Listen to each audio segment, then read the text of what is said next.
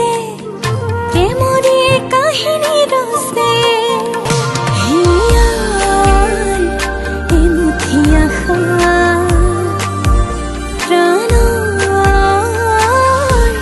বহুতো ভাষা মোৰ সঁচা মৰম তোমাতে সপিলো কলিজাৰে ৰং তোমাতে সানিলো তোমাতে সপোন ৰচা চিনাকি মোৰ মনৰ মানুহ চিনাকি মোৰ মনৰ মানুহ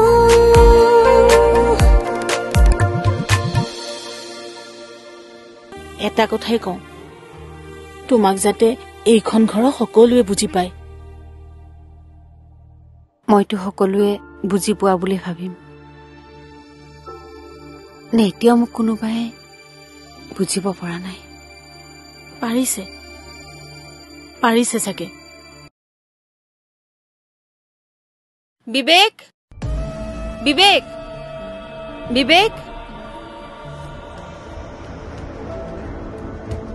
ভৈৰৱী তুমি আহিলা কি তুমি আহিলা তোমাৰ কাৰণে সব শেষ হৈ গ'ল জানানে নাজানা কি হ'ল বুঢ়াটো বোলে মৰাজী অৱস্থা মৰিল নে নাই বুঢ়াটো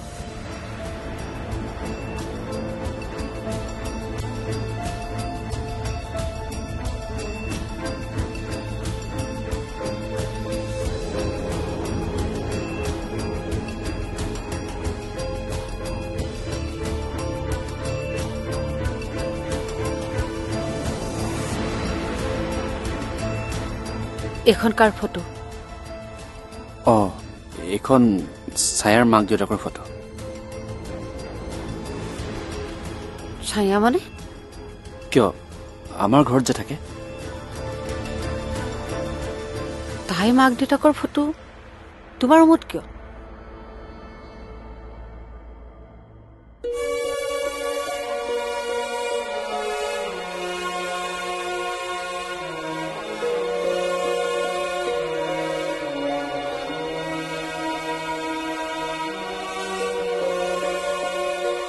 বিবেকে ফোনটো ৰিচিভ কৰা নাই যে কিয়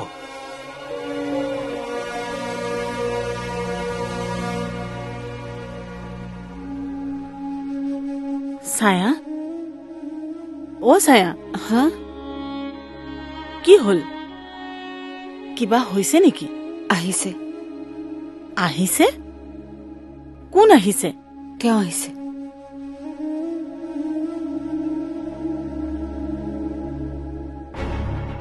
ভৈৰৱী ভৈৰৱী শুনাচোন Bhairavi please please please please শুনা এই দিয়া মোক একদম কথা নকবা তুমি নহয় তুমি বুজিবলৈ চেষ্টা কৰা মোৰ কথাটো শুনা ডোন্ট টাচ মি আৰে শুনা না কিনো কৰি আছা তুমি ভৈৰৱী ভৈৰৱী শুনা না মোৰ কথাটো শুনা এৰি দিয়া আৰে ভৈৰৱী ভৈৰৱী ভৈৰৱী শুনাচোন বাপ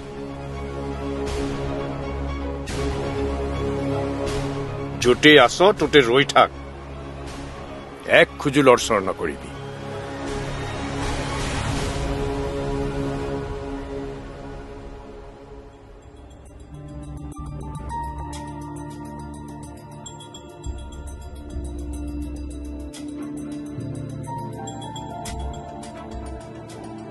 আৰে ইয়াৰ সঁচাকৈ কিবা প্ৰব্লেম হ'ল নেকি বাৰু ৰাতিপুৱাই ঘৈণীক মিছা কথা কৈ আহি ইয়াত ৰৈ আছো সি আহিম বুলি কৈও নাহিলে কিন্তু এতিয়া দেখোন সি ফোনটোৱে ৰিচিভ কৰা নাই মানুহটো কিবা কাৰণত আহিব পৰা নাই সেইটো বেলেগ কথা ফোনটোতো ৰিচিভ কৰিব পাৰে মই এতিয়া কি কৰোঁ যাওঁগৈ নে ৰৈ দিওঁ নাই নাই আৰু 10 মিনিটমান ৰৈ চাওঁ 10 মিনিটৰ ভিতৰতো যদি তাৰ পৰা একো ৰেছপন্স নাপাওঁ তেনেহ'লে মই গম পাই যাম এই ল'ৰাটোৱে অলপমান গণ্ডগোলীয়া এইখন কি নাটকৰ মঞ্চ কিহৰ নাটক কৰিবলৈ আহিছিল তাই ইয়ালৈ নাটক কৰিবলৈ অহা বুলি কিয় কৈছা মোৰ ঘৰৰ ভিতৰত টনা অজৰা কৰি আছে নাটক নহয় কি তাই তেনেকুৱাই ককা যদি তেনেকুৱা ছোৱালীৰ লগত তই সম্পৰ্ক ৰাখ কিয় তাইকতো তুমি ইমান কিয় বেয়া পোৱা ককা মেনাৰ্ছ নথকা ছোৱালীক ভাল পাবলৈ মোৰ ব্ৰেইন বেয়া হোৱা নাই নহয়। মানুহৰ ঘৰলৈ আহিলে যে মাত এষাৰ দি সোমাব লাগে তাইৰ সেই কোনো জ্ঞান নাই। নিজ খুচিমতে আহিব, নিজ খুচিমতে গুচি যাব। মানে ককা, হঠাৎ মই বিয়া কৰাই দিলো যে সেইকাৰণে খং উঠিছে তাই, বাছ সিমানে। তই বিয়া কৰালি, তাইৰ কি হ'ল? কিহৰ কাৰণে তাইৰ খং উঠিব লাগে? নহয় মানে তাইক নোকোৱাকৈ মই বিয়া পাতিলো যে সেইকাৰণে আকৌ। তাইক সুধি বিয়া পাতিব লাগিছিল নেকি? ককা, তেওঁ আচলতে খং কৰা নাই, অভিমানহে কৰিছে। কিহৰ অভিমান? বন্ধুৰ প্ৰতি বন্ধুৱে কৰা অভিমান আকৌ। কি কৈছ তই? ভালকে কচোন, মই বুজা নাই। এখেতসকল বন্ধুৱে বিয়া কৰালে, অথচ তেওঁ গমেই নাপালে বা বিয়ালৈও নামাতিলে। তেওঁ জানো মনটো বেয়া নালাগিব? মনটো বেয়া লাগিছে কাৰণে যেনিবা অকণমান খং কৰিলে, যেনেকৈ আপুনি আপোনাৰ বান্ধৱীক খং কৰে। নাই নাই, ক'ত তাইক মোৰ বান্ধৰ লগত তুলনা কৰি আছ? ছোৱালীজনীৰ আদব কাইদা মোৰ একেবাৰে পচন্দ নহয়।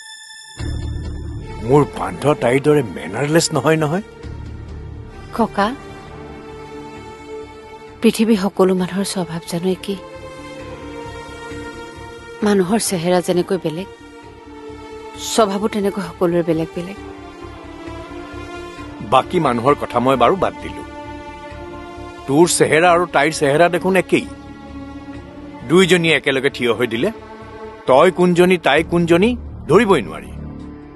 আনকি তহঁতৰ ভইচ দুটাও একেই। পিছে কোটা, তোৰ স্বভাৱৰ লগত তাইৰ স্বভাৱৰ কি মিল আছে? ডাঙৰ সৰু কাকো চিন নাপায়। মানুহৰ ঘৰলৈ আহি কাজিয়া কৰিব, কাপোৰ পিন্ধাৰো একো লাগ বান নাই। এইবোৰ কি ছোৱালীৰ স্বভাৱ নেকি? আৰু ই বন্ধুত্ব কৰিবলৈ বেলেগ ছোৱালী বিচাৰি নাপালে আৰু সেই ৰচকীজনীকে বিচাৰি পালেগৈ। ককা, তুমি তাক ইমান কিয় বেয়া পোৱা?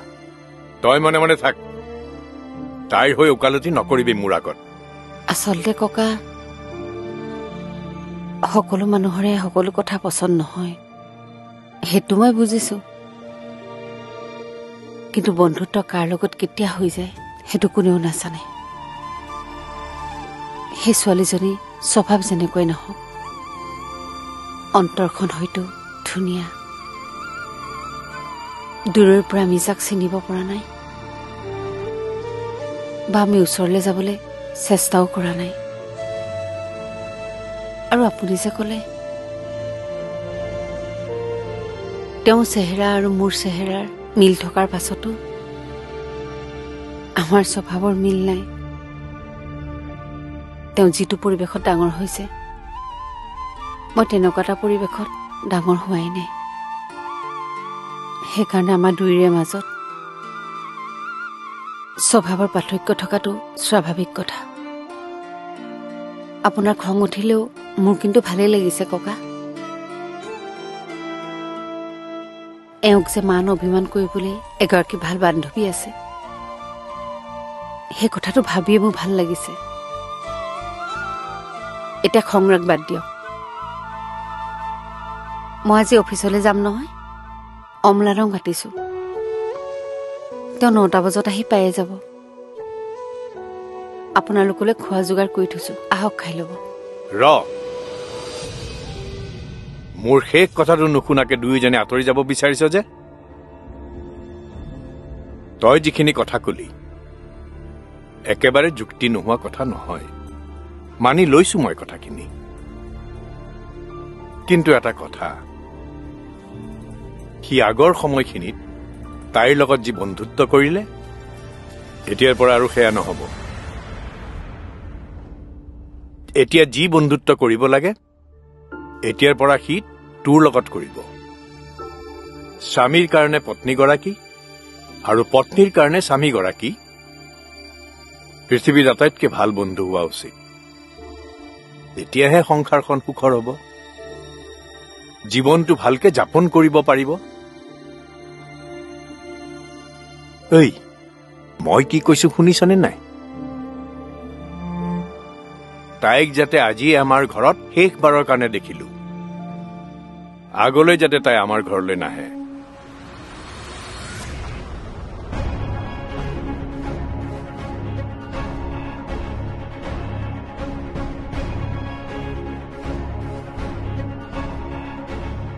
এইখন কাৰ ফটো?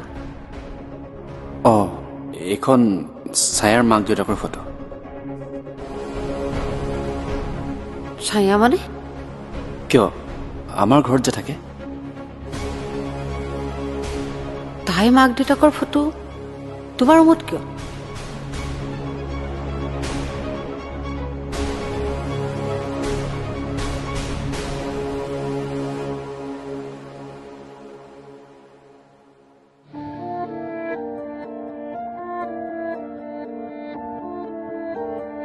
কথাটো ভাল হোৱা নাই নেকি ককাইদেউ?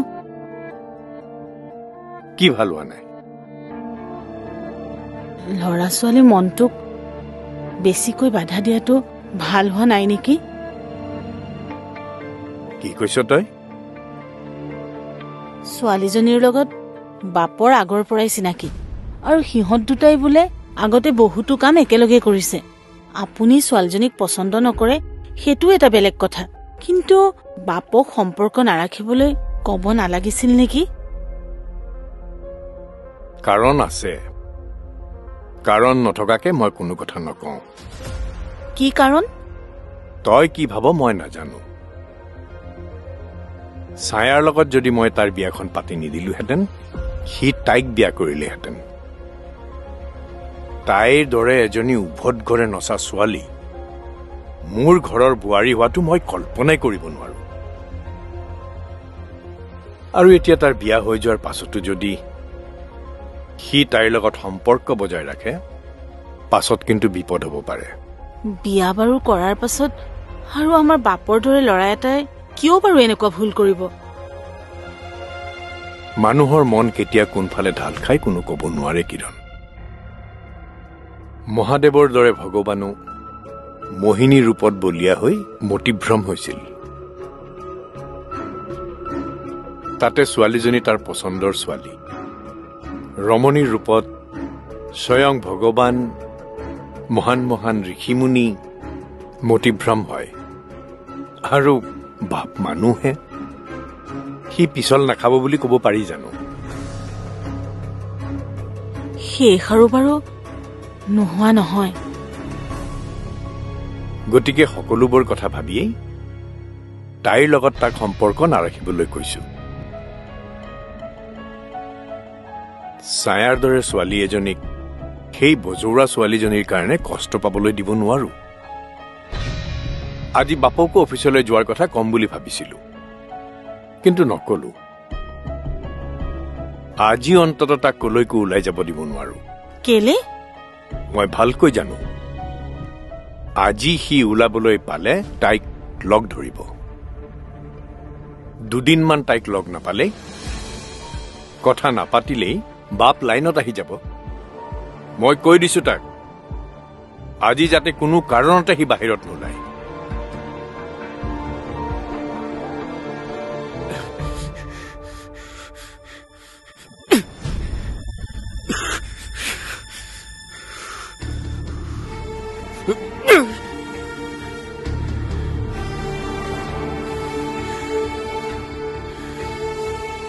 খাবলৈ দিছো, আহক খাই লখি। মোক খং কৰিছে কৰক, খোৱা বস্তু খং নকৰিব। নহয়, মই কি পোহনীয়া জন্তু নেকি? মোক যে ঘৰৰ ভিতৰতে, নিজৰ ঘৰৰ ভিতৰতে বন্দী কৰি ৰাখিছে। সেইটো কথাৰ ওপৰত মই একোৱে নকওঁ। সেইটো ককাৰ ডিচিছন। মোৰ ফালৰ পৰা মই আপোনাক যিমানখিনি হেল্প কৰিব পাৰো কৰিছো, তাতকৈ বেছি মই একোৱে কৰিব নোৱাৰো। ককাৰ ওপৰত প্ৰতিটো কথাতে মাত মাতি থাকিব পৰা শক্তি মোৰ নাই। হ'ব, মোক হেল্প কৰি মহান দেখুৱাব নালাগে। মই মহান হ'ব খোজা নাই। মই মাত্ৰ আপোনাক কথা দিয়া মতে মই মোৰ দায়িত্বহে পালন কৰিবলৈ চেষ্টা কৰিছো। ছায়া প্লিজ, ছায়া প্লিজ, মোৰ লগত কথা পাতি নাথাকিবা। মোৰ মূৰটোৱে কাম নকৰা হৈ গৈছে। আৰে কথা পাতি থাকি আৰু মোৰটো গৰম কৰিব নোখোজো। এই আৰম্ভণিহে, ইয়াৰ পাছত আৰু কিমান মূৰ গৰম কৰিবলগীয়া কথা আপোনাৰ জীৱনলৈ আহিব খুজিছে সেয়া কোনে জানে। আৰে কি কৈ আছা তুমি? পোন ৰাস্তাৰে যাবলৈ ভাল, বেকা ৰাস্তা সদায় দুৰ্গম, কথাটো চাগে জানে আপুনি। কি কৈ আছা?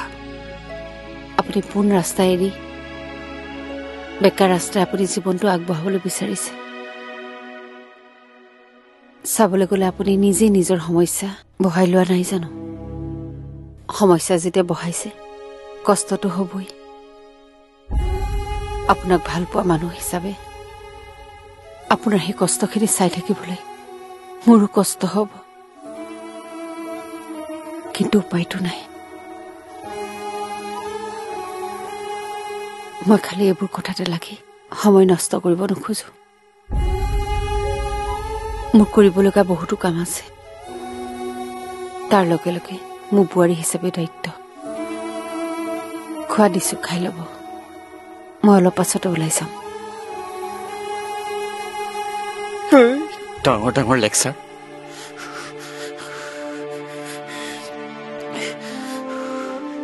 ককাৰ মৰমত মই জীৱন বিচাৰি পাইছিলো, আৰু এতিয়া সেইবোৰ মৰম বীজ যেন লগা হ'ল। মই যদি নিজৰ মতে চলিবই নোৱাৰো, এইটো মোৰ কিবা জীৱন হ'ল নেকি? নালাগে, মোক তেনেকুৱা মৰমেই নালাগে। যি মৰমত বী আছে সেই মৰম মোক নালাগে।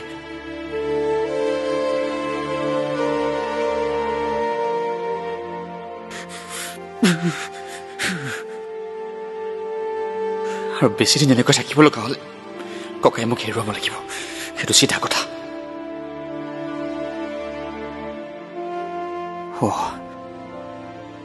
আজি ভৈৰৱী দেউতাকক লগ কৰাৰ কথা আছিলে, তেওঁ চাগে আহি ৰৈ আছে।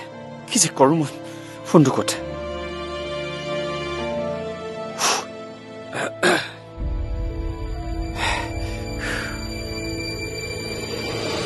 চিনাকি